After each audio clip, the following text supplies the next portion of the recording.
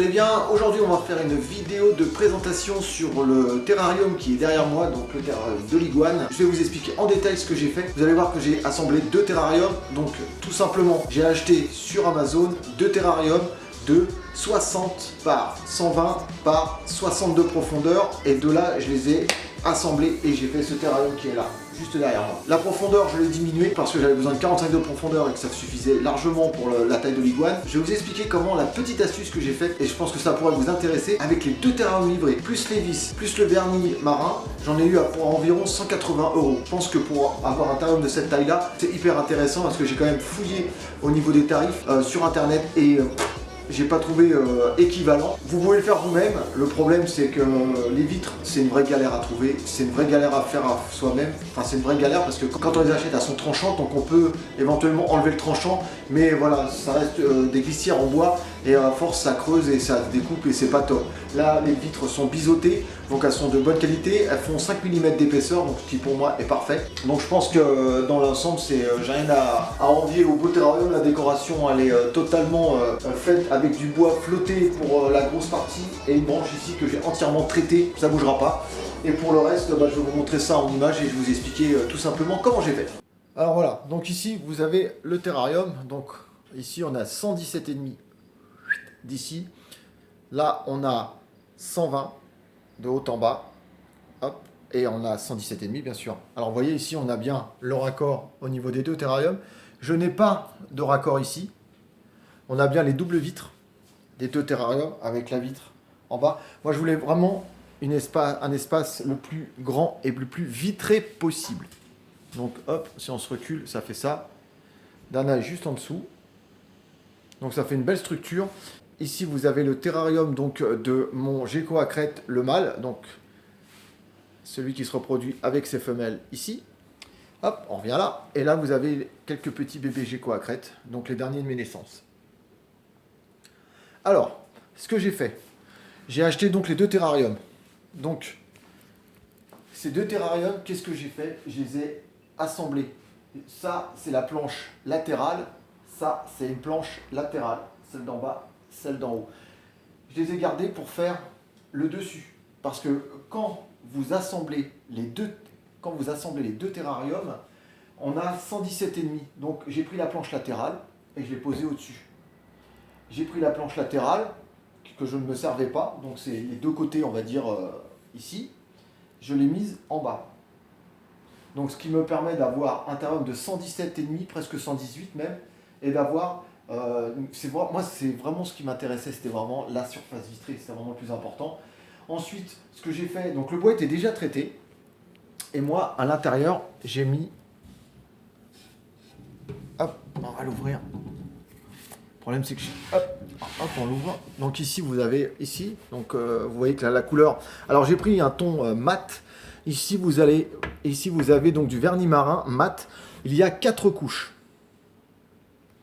Avant cela, en fond. Voilà.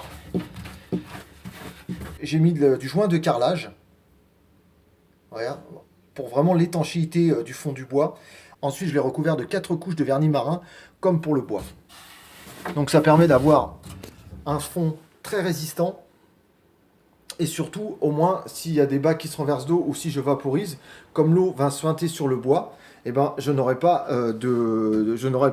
le bois qui absorbe l'eau, même si c'est bien protégé. J'ai vraiment là augmenté mes chances de garder le terrarium le plus longtemps possible. Ce que j'ai fait, il y avait déjà des aérations ici. Donc moi, j'ai agrandi les trous.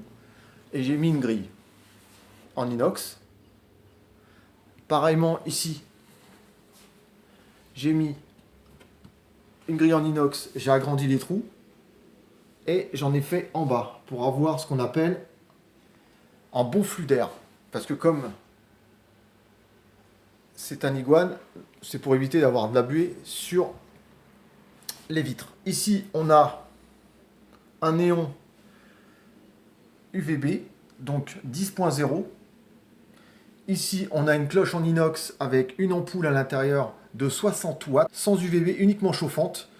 Et sur la branche, ici, donc le point le plus chaud, on a 31 degrés et demi environ.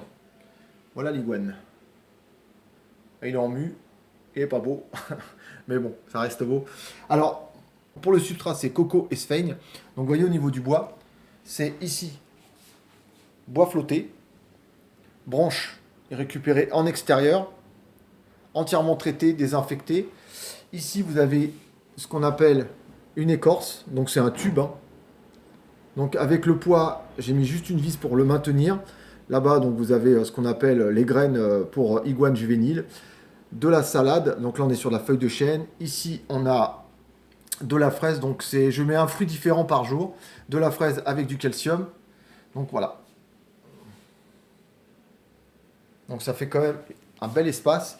Donc comme je vous dis, ensuite ce que j'ai fait moi, si vous voyez bien, là, donc j'ai percé avec une mèche spéciale bois. Donc j'ai percé de là à là. Et ensuite j'ai mis des vis 1, 2, 3 pour que ici je n'ai aucune ouverture au niveau de l'intérieur. Et que ça fasse vraiment pas, voilà, ça fait pas joli parce que si on laisse normal, il y a un petit jour qui se passe ici et ça fait vraiment pas très joli. Hein. Donc c'est vrai qu'au niveau rendu, c'est sympa. C'est pas un terrarium qui pèse énormément, donc c'est ça aussi qui m'intéressait, c'est d'avoir un terrarium qui soit assez léger, même si j'ai une structure qui est assez solide, comme je vous l'avais déjà montré.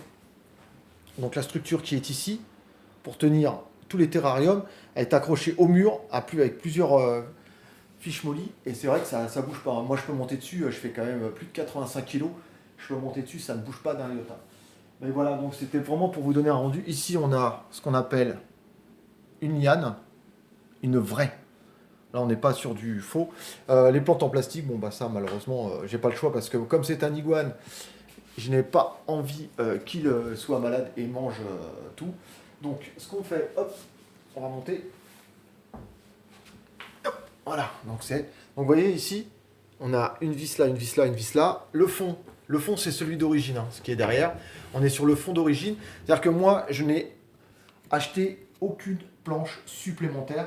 Je me suis juste servi des 2 planches, comme je vous l'ai dit, latérales, pour pouvoir faire mon dessus. C'est-à-dire que ces 2 planches-là, là, voilà, ça, c'est les 2 planches qui, normalement, étaient pour donc, le côté droit de ce terrarium et le côté gauche de ce terrarium. Donc, vous voyez, en profondeur, on a un bel espace.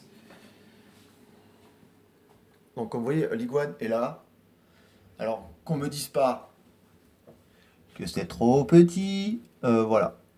Il est magnifique, il mue, il est plus vif et réactif que dans son petit terrarium, ce qui est normal.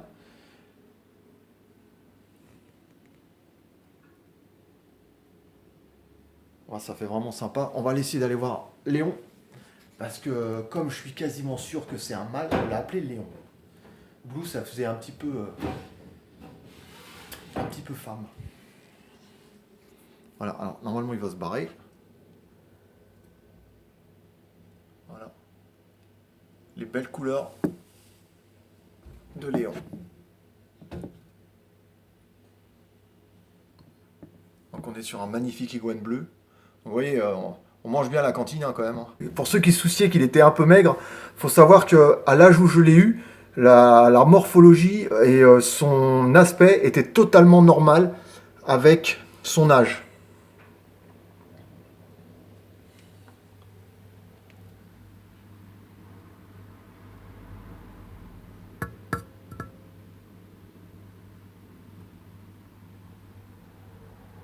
Donc ça lui laisse un espace de jeu sympa. Donc quand il a trop chaud, il se met là ou il rentre à l'intérieur. Là j'ai mis une feuille de salade parce que c'est pas l'heure où il rentre. Il s'est calé carrément lui-même ses journées. C'est-à-dire qu'à 9 h il sort. Donc moi j'ai mis sa lampe chauffante à 9 h, elle se déclenche. Je me suis vraiment calé par rapport à lui. Et à partir de 21 h 30, il va se coucher. Donc je me suis calé à 21 h 30 et j'ai mis...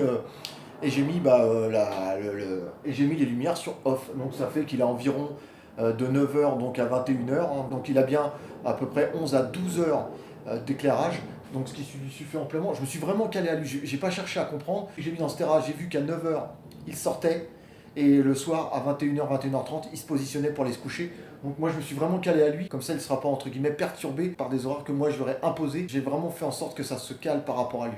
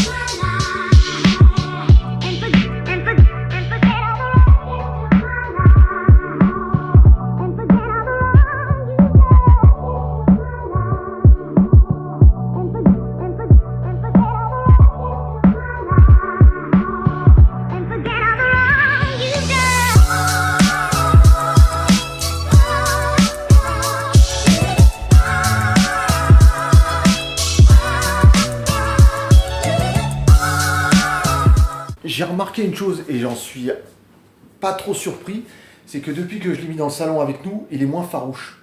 Il nous suit, il nous regarde, certaines fois quand il entend du bruit, il se rapproche de la vitre, il regarde.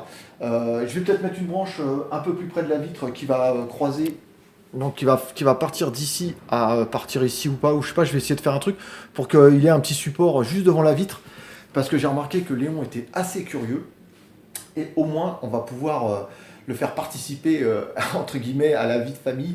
Bon écoutez les amis, nous voilà à la fin de la vidéo. Donc Léon et moi on vous dit à bientôt pour de prochaines aventures. J'espère vraiment que ça vous a plu. Pensez à mettre des pouces bleus sur la vidéo, pensez à la partager et pensez à vous abonner si vous n'êtes pas. Et Léon et moi, comme vous le voyez, il a quand même bien grandi depuis le jour où je l'ai, avec un petit peu de mue. Allez, je le remets dans son terrarium et je vous dis à bientôt. Ciao ciao tout le monde.